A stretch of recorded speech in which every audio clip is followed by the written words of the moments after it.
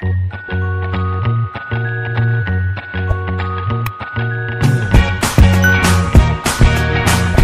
Student, welcome to unite classes. आज हम करेंगे चैप्टर नंबर 12 का इलेक्ट्रिसिटी का पार्ट 3, जिसमें मैं कवर करूंगा कौन से टॉपिक है। तो मैं कवर करूंगा heating effect of electric current, उसके बाद मैं कवर करूंगा जूल्स लॉ ऑफ हीटिंग। ये दोनों सेम ही है, ये फॉर्मूला बेस्ड है, ये एक्सप्लेनेशन है। उसके बाद मैं करूँगा इलेक्ट्रिक पावर और इसके बाद मैं करूँगा commercial use of electric energy और मैं कुछ क्वेश्चन कराऊंगा। तो आइए चलो स्टार्ट करते हैं। तो जैसे हमने अभी तक पढ़ा, क्या पढ़ा, जो रेजिस्टेंस है वो क्या करता है, करंट को अपोज करता है। मान लो आपने 6 वोल्ट बैटरी लगाई, लेकिन आपने रेजिस्टेंस के साथ पैरेलल कॉम्बिनेशन में वोल्ट मीटर लगाया, तो आपको वोल्टेज मिल रहा है 5.6 वोल्ट। इसका मतलब क्या कि आपने जो 0.4 वोल्ट दिया वो गया कहाँ पे। तो रेजिस्टेंस क्या करता है, करंट को अपोज करता है। तो करंट को अपोज करता है तो लेकिन आपने एनर्जी कितनी दी, 6 वोल्ट की। आई कितनी आपके पास, 5.6 वोल्ट, मतलब वेस्ट कितनी हुई, 0.4 वोल्ट। तो जो 0.4 वोल्ट वेस्ट हुई वो किस में कन्वर्ट होती है, हीट एनर्जी के फॉर्म में। किस में, हीट, मतलब वो गर्म हो जाएगी। मतलब क्या कि कोई भी हाईली रेजिस्टेंस मटेरियल है जिसमें आप करंट फ्लो कराओगे तो वो करंट आपको एग्जैक्ट वैल्यू नहीं देगा। मतलब क्या, फॉर एग्जांपल आप मान लो कि आपके पास 2 ओम का रेजिस्टेंस है। क्या है, 2 ओम का रेजिस्टेंस है। तो इसमें आप करंट फाइंड करोगे तो कैसे फाइंड करोगे, V equal to I R. तो I इक्वल टू क्या मिलेगा, V बाई आर। अब V की वैल्यू क्या है, 6 और ये क्या है 2, तो क्या मिला 3 एम्पियर करंट। लेकिन आप एमीटर में चेक करो तो वो करंट कितना मिला आपको, मान लो 1.8 एम्पियर। तो आपको कितना लॉस हुआ, -1.2 एम्पियर। तो ये करंट गया कहाँ पे। तो ये जो करंट जाता है वो किस में जाता है, हीट के फॉर्म में आता है। किस में, मतलब वो डिवाइस गर्म हो जाएगा। मतलब क्या, यही क्या है, heating effect of electric current. तो heating effect of electric current का मतलब क्या कि कोई हाईली रेजिस्टेंस एलिमेंट है जिसमें आप करंट फ्लो कराते हो तो उसमें करंट फ्लो नहीं होता, मतलब करंट फ्लो होता है, बहुत कम होता है। उसके बाद क्या हो जाती है, वो डिवाइस गर्म हो जाती है, मतलब हीट हो जाती है। उसको क्या बोलते हैं, heating effect of electric current. तो मैं आपको समझाता हूँ डेफिनेशन के थ्रू।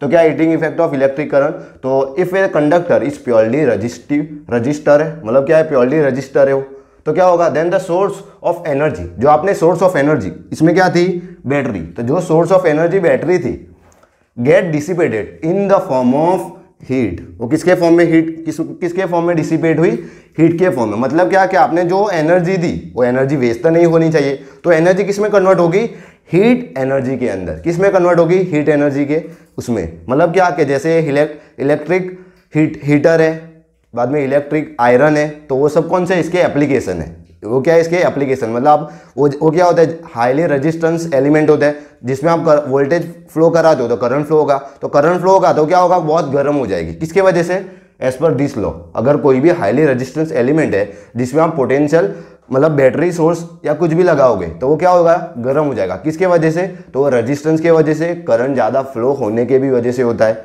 इतना समझ में आया। अब इसका फॉर्मूला है, तो इसका फॉर्मूला कैसे आता है वो मैं आपको समझाता हूं। तो सबसे पहले पोटेंशियल बोलते हैं किसको, ये भी एनर्जी है, तो पोटेंशियल बोलते हैं किसको, work required to bring a unit charge from one point to another. मतलब क्या, पोटेंशियल क्या होता है, work required to bring a unit charge from one point to another. तो पोटेंशियल का फॉर्मूला क्या होता है, V इक्वल टू, आपने पढ़ा है W/Q। क्या पढ़ा है, V इक्वल टू W/Q। अब वर्क, एनर्जी और हीट तीनों क्या है, सेम है। मतलब क्या, आप जितना काम करोगे वो क्या होगी, आपकी एनर्जी। तो मतलब वर्क और एनर्जी क्या है, सेम है। इसका मतलब क्या कि जो आप वर्क करोगे वो किसके इक्वल होगा, एनर्जी के इक्वल, और जो एनर्जी है वो किसके इक्वल होगा, वो भी इक्वल होगा हीट। तो हीट भी क्या, एक टाइप की एनर्जी है। हीट भी क्या, एक टाइप की एनर्जी। मतलब क्या कि वर्क, एनर्जी और हीट तीनों कैसे क्वांटिटी है, सेम। तो मान लो हम हीट को डिनोट करते हैं H से, किससे, H से। तो यहाँ पे क्या मिलेगा हमको, potential equal to heat upon charge. क्या मिलेगा, हीट अपॉन चार्ज। तो यहाँ पे हीट को सब्जेक्ट बनाऊंगा तो क्या होगा, V इंटू क्यू। तो ये क्या मिला हमको, हीट एनर्जी का फर्स्ट फॉर्मूला। कौन सा, ये फर्स्ट फॉर्मूला हुआ। क्या मिला, heat equal to potential into charge. मतलब आप जो बैटरी में पोटेंशियल दो और जितना चार्ज फ्लो हो रहा है वो क्या होगा, उसकी उतनी हीट प्रोड्यूस होगी, मतलब जनरेट होगी। इतना समझ में आया। अब इसका सेकंड फॉर्मूला हम डिराइव करते हैं। तो हमको पता है, क्या पता है कि I इक्वल टू क्या होता है, I इक्वल टू Q/T होता है। तो यहाँ से Q को सब्जेक्ट बनाऊं तो Q इक्वल टू क्या मिलेगा, I इंटू टी। क्या मिलेगा, Q equal to I into T. अब ये वैल्यू मैं यहाँ पे सब्स्टिट्यूट करूंगा किसमें, इसमें मान लो मैं इसको नाम देता हूं ए। अब क्या करेंगे, पुट वैल्यू ऑफ ए, मैं यहां पे करता हूं पुट वैल्यू ऑफ ए किसमें, इन इक्वेशन 1, इन इक्वेशन 1। तो क्या मिलेगा, तो मैं यहाँ पे सब्स्टिट्यूट करता हूँ, तो एच इक्वल टू क्या मिलेगा, तो वी एज इट इज, और ये क्या होगा, क्यू के बदले आई इंटू टी, तो सेकंड फॉर्मूला मिला, क्या मिला, I H equal to V into I into T, तो ये हमारा क्या मिला, सेकंड फॉर्मूला। अब मैं थर्ड फॉर्मूला डिराइव करता हूँ। मान लो हम यहाँ से क्या करते हैं, हम पोटेंशियल को चेंज करते हैं, तो पोटेंशियल को चेंज करेंगे तो क्या मिलेगा, तो हम जानते हैं क्या पोटेंशियल, तो पोटेंशियल इक्वल टू, नहीं हम इसमें नहीं, मैं यहाँ से कन्वर्ट करता हूँ यहाँ से, तो यहाँ पे क्या है, हमारे पास h equal to V I into T. अब सेकेंड फॉर्मूला, थर्ड फॉर्मूला कौन सा है, h equal to I square R T, I square R T. अब ये मैं आपको डिराइव करके बताता हूँ। तो यहाँ पे मान लो i और t को मैं एज इट इज रखता हूँ और v को मैं चेंज करता हूँ i और r में, तो क्या मिलेगा, हम जानते हैं एज पर ओम्स लॉ क्या होता है, v इक्वल टू क्या होता है, i इंटू आर। अब इसको मैं इक्वेशन नंबर 2 b देता हूँ। अब b इक्वेशन को मैं पुट करता हूँ इक्वेशन नंबर 2 में, क्या करता हूँ, b इक्वेशन को मैं किस में पुट करता हूँ, इक्वेशन नंबर 2 में, तो क्या मिलेगा, तो हमको मिलेगा h equal to I R into I into T, तो इक्वल टू क्या मिलेगा, आई स्क्वायर आर और टी। मतलब हीट किसके ऊपर डिपेंड करेगा, तो मतलब जितना करंट फ्लो करे उसके ऊपर, रेजिस्टेंस के ऊपर और टाइम के ऊपर। तो ये क्या है, ये तीन फॉर्मूला कौन से, फर्स्ट है h equal to V into Q, second formula कौन सा है, तो second formula h equal to V into I into T, third formula कौन सा है, h equal to I square R T. और ये इंपॉर्टेंट फॉर्मूला है, कौन सा ये, क्योंकि यही क्या है, जूल्स लॉ ऑफ हीटिंग है, जो मैं आपको समझाता हूँ। तो ये क्या है, h equal to I square R T. अब ये मैथमेटिकल है। अब हम स्टेटमेंट में लिखेंगे कौन सा, जूल्स लॉ ऑफ हीटिंग। उससे पहले अगर आपको वोल्टेज नहीं दिया, मतलब मान लो आपको वोल्टेज दिया और रेजिस्टेंस दिया है, तो यहाँ पे क्या करो आप, करंट है, करंट की जगह पे क्या करो, वोल्टेज लगाओ। मतलब क्या, मैं यहाँ पे आपको करके बताता हूँ। मतलब कौन सा है हमारे पास, कौन सा h equal to V I T है। अब मैं क्या करता हूँ, हम जानते हैं i इक्वल टू क्या मिलेगा, v बाय आर, जैसे मैंने यहाँ पे अप्लाई किया है i equal to V by R. अब ये वैल्यू मैं यहाँ पे पुट करूँ तो क्या मिलेगा, तो यहाँ पे मैं पुट करता हूँ, तो क्या मिलेगा, h इक्वल टू वी, यहाँ पे क्या होगा, v by R into time t, तो क्या मिलेगा, v square r by t, तो ये क्या होगा, h। अभी तो ये कौन सा है, फोर्थ फॉर्मूला, कौन सा फॉर्मूला है, फोर्थ फॉर्मूला, ये फोर्थ है हमारा। अब ये हम डिराइव क्यों करते हैं, क्योंकि ये न्यूमेरिकल में आता है। अगर आपको पोटेंशियल दिया हो, रेजिस्टेंस दिया हो और टाइम दिया तो आप ये फॉर्मूला लगाओगे। अगर आपको करंट दिया है, रेजिस्टेंस दिया है, टाइम दिया है तो आप ये फॉर्मूला लगाओगे। अगर आपको पोटेंशियल दिया है, करंट दिया है, टाइम दिया है तो आप ये फॉर्मूला लगाओगे। अगर आपको कौन सा दिया है, पोटेंशियल और चार्ज दिया है तो कौन सा फॉर्मूला लगाओगे, h equal to V into Q. तो ये सबसे इंपॉर्टेंट फॉर्मूला कौन से h equal to V into Q, उसके बाद कौन सा है h equal to V I T, उसके बाद कौन सा है h equal to I square R T, और लास्ट में कौन सा है V square R by T. अब यही क्या है, जूल्स लॉ ऑफ हीटिंग। अब मैं आपको वो समझाऊंगा। अब हम करेंगे जूल्स लॉ ऑफ हीटिंग। तो जूल्स लॉ ऑफ हीटिंग किसके ऊपर डिपेंड है, तो फॉर्मूला बेस है डायरेक्ट। h इक्वल टू कौन सा है, आई स्क्वायर आर टी। मतलब क्या कि जो भी हीट प्रोड्यूस होगी वो किसके ऊपर डिपेंड करेगी, करंट के स्क्वायर के ऊपर। मतलब जितना ज़्यादा आप करंट फ्लो करोगे उतनी ज़्यादा क्या आपको मिलेगी, हीट एनर्जी मिलेगी। दूसरा किसके ऊपर डिपेंड है, तो डायरेक्टली प्रोपोर्शनल टू रेजिस्टेंस। मतलब जितना ज़्यादा रेजिस्टेंस होगा उतना ज़्यादा क्या होगी, हीट प्रोड्यूस होगी, हीट जनरेट होगी। तो ये सेकंड कौन सा, heat directly proportional to resistance. और तीसरा क्या है, जितने टाइम में आप करंट फ्लो कराओ, मतलब करंट फ्लो करा रहे हो आप सर्किट में, जितना टाइम ज़्यादा लोगे उतनी क्या होगी, हीट ज़्यादा होगी। तो ये तीन के ऊपर डिपेंड है। तो जूल्स लॉ ऑफ हीटिंग क्या है, first heat is directly proportional to square of the current. ये फर्स्ट हुआ, heat produce in the resistor is directly proportional to square of the current. क्या है, स्क्वायर ऑफ द करंट, ये first हुआ। Second क्या है, heat is directly proportional to resistance of the conductor या resistance of the resistor. तो क्या होगा, heat is directly proportional to resistance. तो हीट किसके प्रोपोर्शनल है, रेजिस्टेंस के। और थर्ड क्या है, heat is directly proportional to time for which current flow. तो क्या होगा, directly proportional to time for which current flow. तो ये क्या हुआ, थर्ड। तो ये क्या था, जूल्स लॉ ऑफ हीटिंग। तो ये डायरेक्ट एग्जाम में आ जाता है, explain joules law of heating. तो कैसे एक्सप्लेन करोगे, तो जूल्स लॉ ऑफ हीटिंग किसके ऊपर डिपेंड करता है, वो न्यूमेरिकल है। मतलब ये अगर आपको ये फॉर्मूला याद है तो आप इजीली लिख पाओगे। मतलब हीट किसके सबसे पहला है formula, heat directly proportional to square of current, जो फर्स्ट है। सेकंड क्या है, heat directly proportional to resistance of the resistor. और थर्ड किसके ऊपर डिपेंड है, टाइम। मतलब जितने टाइम में करंट फ्लो हो रहा है उसके ऊपर क्या है, हीट डिपेंडेंट है। तो ये क्या है, ये सबसे इंपॉर्टेंट है, ज़्यादातर 1-2 मार्क्स में आ जाता है। अब हम ये दोनों के heating effect of electric current के ऊपर क्या एप्लीकेशन पढ़ेंगे, मतलब इलेक्ट्रिक फ्यूज कहाँ लगता है, इलेक्ट्रिक हीटर में क्या होता है, वो सब हम पढ़ेंगे। अब हम एप्लीकेशन पढ़ेंगे कौन से, heating effect of electric current के। तो सबसे पहले कहाँ पे एप्लीकेबल है, तो हीटर में एप्लीकेबल है, मतलब आप पानी गर्म करते हो उसमें है। उसके बाद किस में एप्लीकेबल है, तो इलेक्ट्रिकल आयरन में है, कपड़े गर्म करने के लिए, मतलब इस्त्री करने के लिए, आयरन करने के लिए है। उसके बाद किस में एप्लीकेबल है, तो पहले जो बल्ब आते थे उसमें जो फिलामेंट होता था उसमें भी क्या है, एप्लीकेबल है। मतलब जो फिलामेंट आता था वो किसका बना हुआ है, टंगस्टन का। किसका, टंगस्टन का। तो टंगस्टन क्या करता है, वो उसमें रेजिस्टेंस हाई होता है, मतलब हीट प्रोड्यूस होगी। अब वो हीट किस में कन्वर्ट होता है, लाइट एनर्जी में, heat converted into light energy. तो ये भी एप्लीकेशन है। तो ये अभी ये सब में एप्लीकेबल है। अब किस में एप्लीकेबल नहीं है, तो जैसे आप कंप्यूटर यूज़ करते होंगे, पीसी यूज़ करते होंगे, लैपटॉप, तो उसमें एप्लीकेबल नहीं है। जितना हीट ज़्यादा होगा मतलब आपको उतना अच्छा लगे, मतलब जितना ज़्यादा यूज़ करोगे उतना हीट होगा। तो मतलब हीट कम करने के लिए भी बहुत यूज़ होता है, मतलब वो अच्छा नहीं है। तो मतलब कहाँ पे, कंप्यूटर में अच्छा नहीं है, बाद में रेफ्रिजरेटर में अच्छा नहीं है। जैसे आप मोबाइल यूज़ करते हो तो मोबाइल भी हीटिंग होता है, तो हीट नहीं ना होना चाहिए, बरोबर। अब हम स्टार्ट करते हैं। तो मैंने क्या लिखा है, सबसे पहले लिखा है heat is desirable in devices like, किसमें, तो devices like electrical iron, electrical fuse भी मैं बताता हूँ आपको। उसके बाद किसमें यूज़ होता है, इलेक्ट्रिकल हीटर आप लिख सकते हो, इलेक्ट्रिकल ओवन जो खाना गर्म करते हैं उसमें भी क्या यूज़ होता है, heating effect of electric current. अब किसमें यूज़ नहीं है, तो अनडिजायरेबल इन कंप्यूटर, रेफ्रिजरेटर, ईटीसी में मोबाइल लिख देता हूँ यहाँ पे, डेली लाइफ में आप यूज़ करते हो उसके वजह से। अब दूसरा किस में यूज़ होता है, इलेक्ट्रिकल बल्ब। तो इलेक्ट्रिकल बल्ब किस में यूज़ होता है, तो इलेक्ट्रिकल बल्ब है उसमें ज़्यादा आप करंट फ्लो करो तो इसमें क्या होता है, रेजिस्टेंस हाई होता है, टंगस्टन होता है। फिलामेंट जो होता है वो किससे बना होता है, टंगस्टन का। तो टंगस्टन में रेजिस्टेंस हाई होता है, तो आप करंट फ्लो करोगे तो वो क्या होगा, गर्म होगा।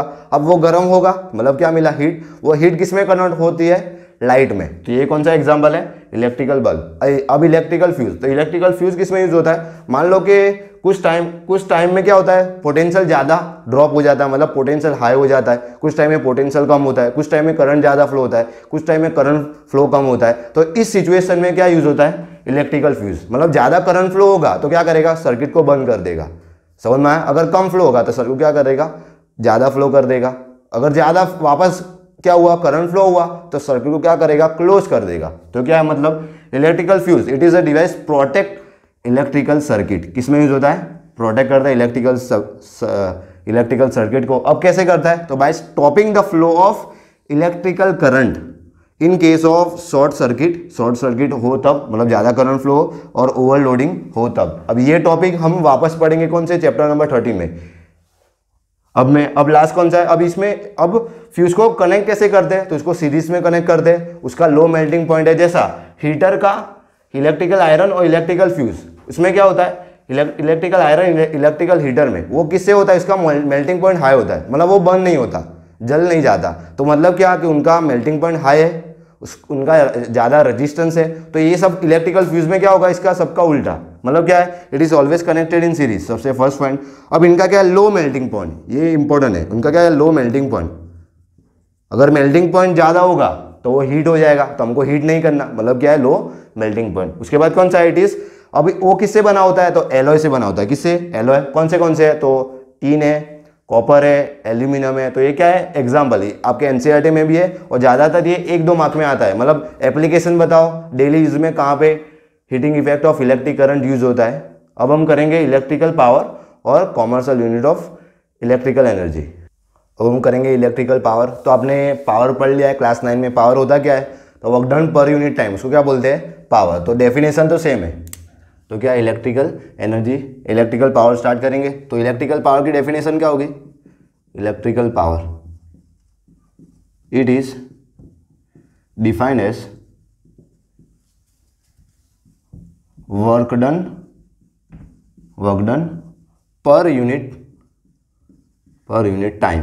उसको क्या बोलते हैं, इलेक्ट्रिकल पावर। मतलब क्या, पावर इक्वल टू क्या होगा, work done per unit time. मतलब जितना वर्क करो कितने टाइम में, उसको क्या बोलते हैं, उतना पावर है उसका। अब हमने heating effect of electric current में क्या पढ़ा कि जो वर्क है वो किसके इक्वल होता है, एनर्जी, और एनर्जी किसके ऊपर डिपेंड, किसके इक्वल होता है, हीट के ऊपर। तो हमने हीट के फॉर्मूला कौन से पढ़े थे, फर्स्ट पढ़ा था H=V/Q, उसके बाद पढ़ा था H=I²RT, उसके बाद पढ़ा था H=V²R/T। तो ये सब फॉर्मूला थे। अब यही फॉर्मूला हम यहाँ पे अप्लाई करेंगे। तो ये वर्क किसके इक्वल होगा, मतलब हीट के इक्वल, और नीचे क्या होगा, टाइम। तो पावर इक्वल टू क्या मिला, फर्स्ट फॉर्मूला H/T। तो ये फॉर्मूला हुआ। अब इसकी एसआई यूनिट क्या है, तो पावर की एसआई यूनिट क्या है, वॉट। क्या है, वॉट, वोट नहीं, क्या वॉट। तो क्या है, SI unit of power is क्या है, वॉट। तो वॉट है पावर यूनिट। अब इसकी पावर यूनिट हो, मतलब इसकी एसआई यूनिट हो गई, तो एसआई यूनिट है। अब हम क्या करेंगे, दूसरे फॉर्मूला डिराइव करेंगे। तो पावर इक्वल टू क्या है, H/T। अब H की वैल्यू सब्स्टिट्यूट करेंगे यहाँ से, तो क्या मिलेगा, पावर इक्वल टू H की वैल्यू, ये फॉर्मूला अप्लाई करता हूँ तो क्या होगा, I²RT डिवाइड बाई टी। तो ये दोनों कैंसिल, तो क्या मिलेगा, I²R। तो ये क्या, कौन सा first formula, P equal to I²R, ये फॉर्मूला हुआ। अब यहाँ ये अप्लाई करता हूँ, तो ये अप्लाई करूँगा तो क्या मिलेगा, तो पावर इक्वल टू H/T। तो H की वैल्यू क्या है हमारे पास, तो H की वैल्यू है V²R/T/T, ये दोनों कैंसिल, तो क्या मिलेगा, V²/R। तो सेकंड फॉर्मूला क्या हुआ, पावर इक्वल टू, मैं यहाँ पे लिखता हूँ पावर इक्वल टू V²/R। तो ये सेकंड हुआ। तो ये second formula P equal to V²/R।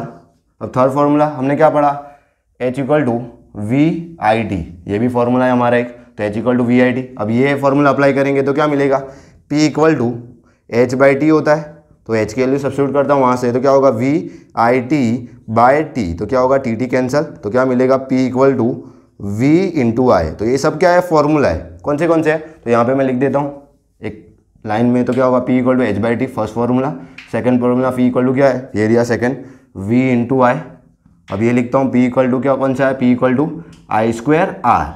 अब ये कौन सा है, P इक्वल टू V²/R। अब ये कब यूज़ करना है, जब आपको हीट एनर्जी की वैल्यू दी हो और टाइम दिया हो तो ये अप्लाई करोगे। ये कब अप्लाई करना है, जब आपको पोटेंशियल दिया हो और करंट दिया हो तो कौन सा अप्लाई करेंगे, ये अप्लाई करेंगे। जब आपको करंट दिया हो और रेजिस्टेंस दिया हो तो क्या अप्लाई करेंगे, ये। जब आपको पोटेंशियल दिया हो और रेजिस्टेंस दिया हो तो कौन सा अप्लाई करेंगे, ये। तो ये सब क्या है, फॉर्मूला है। ये न्यूमेरिकल में ज़्यादा यूज होंगे, इसके ऊपर न्यूमेरिकल आते हैं। मतलब न्यूमेरिकल सब पोर्शन कौन से होते हैं, तो सीरीज एंड पैरेलल कॉम्बिनेशन के ऊपर होता है, बाद में हीट के ऊपर होता है और पावर के ऊपर। तो न्यूमेरिकल में पार्ट 4 में कवर करूँगा। अब हम करेंगे commercial use of electrical energy.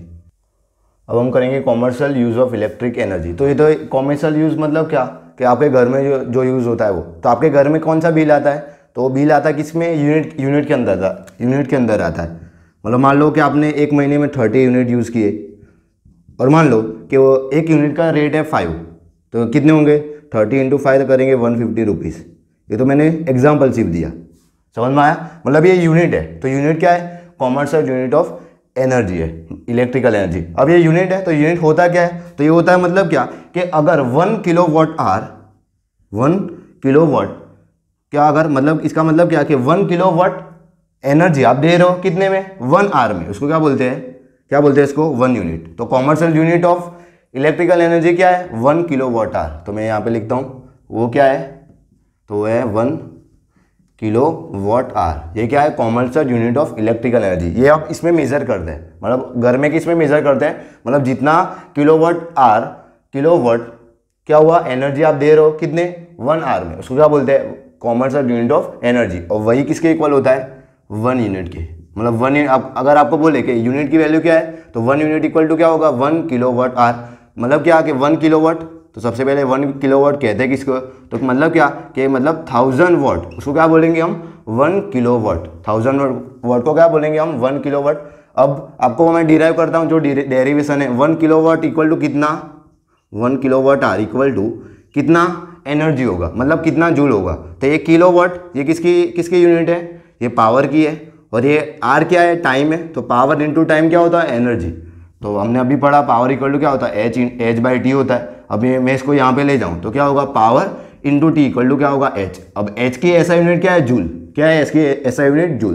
तो मतलब इसको हम किस में फाइंड करेंगे, जूल के अंदर। तो हम कन्वर्ट करते हैं, तो चलो कन्वर्ट करते हैं। 1 kilowatt hour equal to, kilowatt का मतलब क्या, 1000, तो क्या होगा 1000 वाट इंटू, अब ये एक आर है, तो 1 आर इक्वल टू कितना होता है, तो 1 आवर इक्वल टू होता है 60 मिनट और 1 मिनट इक्वल टू कितना होता है 60 सेकेंड। तो क्या मिलेगा ये 3600 सेकेंड। कैसे हुआ? तो 1 आवर इक्वल टू 60 मिनट और 1 मिनट इक्वल टू क्या होगा 60 सेकेंड। अब ये दोनों को मल्टीप्लाई कर दो तो क्या होगा 3600 सेकेंड, वो क्या होगा इक्वल टू 1 आवर। तो यहाँ पे मैं सब्स्टिट्यूट करूँगा तो क्या होगा 3600 सेकेंड।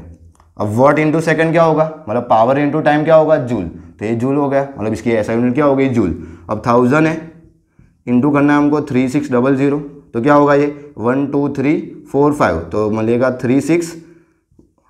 36 और ये कितने जीरो है 5, 1 2 3 4 5, तो 1 2 3 4 5। अब हम किस में कन्वर्ट करेंगे इसको 3.6 इंटू 10⁻⁻6 में कन्वर्ट करते हैं। अब ये कन्वर्ट कैसे करते हैं आपको करके बताता हूँ। ये कितने जीरो 1 2 3 4 5, तो इसको कैसे लिखते हैं 36 इंटू 10⁻5। अगर 4 जीरो तो क्या लिखेंगे 10⁻4, अगर 3 जीरो तो कितने लिखेंगे 10⁻3, अगर 7 जीरो तो कितना लिखेंगे 10⁻7। अब ये क्या हुआ 36 इंटू 10⁻5 जूल। अब जो भी हम इसमें कन्वर्ट करते हैं 10⁻2 में, तो किसके बाद करते हैं, एक नंबर होता है उसके बाद डेसिमल पॉइंट होता है, तो यहाँ पे डेसिमल पॉइंट है नहीं, तो हम क्या करेंगे, मान लो यहाँ पे डेसिमल पॉइंट है 36 है, तो 36.0 36 और 36.0 ये दोनों सेम है, मतलब इसको हम 36.0 लिख सकते हैं। तो क्या मिला ये 36.0 इंटू 10⁻5।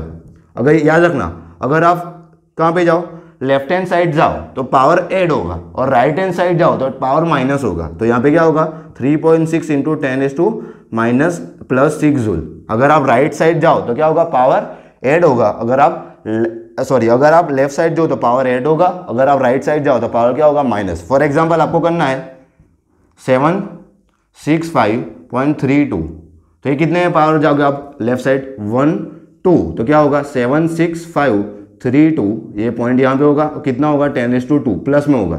अगर यही पॉइंट मान लो पॉइंट यहाँ है, अब यही पॉइंट आपको इधर ले जाना है, तो क्या होगा कितने पॉइंट लेगा 1 2, तो क्या होगा 76532 इंटू 10⁻²। अब राइट साइड जाओ तो पावर क्या होगा माइनस, अब लेफ्ट साइड जाओ तो क्या होगा पावर क्या होगा प्लस होगा, मतलब 1 किलोवाट आवर इक्वल टू कितना हुआ, तो 1 किलोवाट आवर इक्वल टू कितनी एनर्जी हम खर्च करेंगे 3.6 इंटू 10⁻6 जूल। ये इंपॉर्टेंट क्वेश्चन है, ये एग्जाम में आता है। अब हम नेक्स्ट वीडियो लेक्चर में न्यूमेरिकल करेंगे पूरे चैप्टर के।